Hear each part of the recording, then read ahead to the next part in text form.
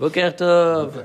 Nous terminons ce matin notre étude sur les 3 mots que nous commentons depuis quelques jours, à savoir les 3 premiers mots du verset 11 du psaume de Shabbat. Vatarem kirem karni, tu élèveras ma corne, ou alors selon une autre traduction, mon rayonnement, tel le Rehem.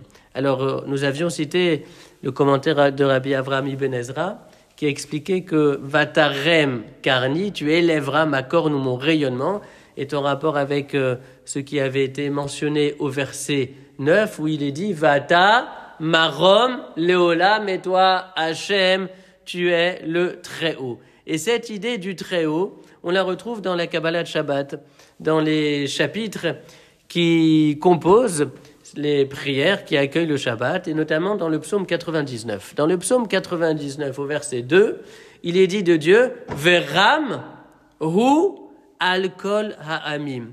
Veram, et il est plus haut placé dans les hauteurs, il se situe Al-Kol Ha'amim, au-dessus de tous les peuples, au-delà de tous les peuples. Qu'est-ce que cela veut dire que Dieu se situe au-delà de tous les peuples?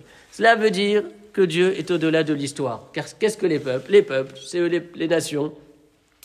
C'est l'écriture de l'histoire. Et quand on dit Veramu al-Kol Ha'amim, cela veut dire que Dieu est au-delà de tous les processus historiques qui peuvent se produire dans le monde.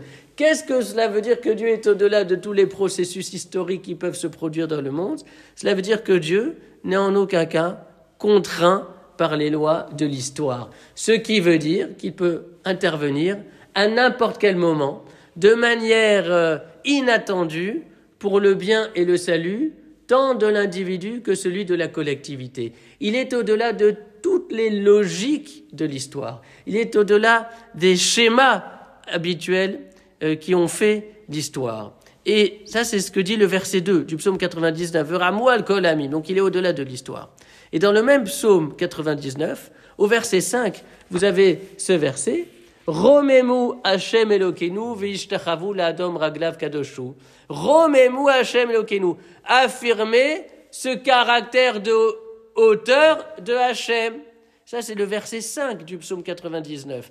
Et dans le verset 9 de ce même psaume 99, on revient encore sur cette idée. Romemu Hashem Elokeinu veishtachavu le'arkocho ki kadosh Hashem Elokeinu. Romemu Hashem Elokeinu, c'est affirmer justement cette dimension d'être au-delà de l'histoire de Hakadosh Baruch Hu pour qu'il puisse se manifester en tant que tel. Et alors à ce moment-là, ce sera effectivement la célébration du Shabbat de l'histoire.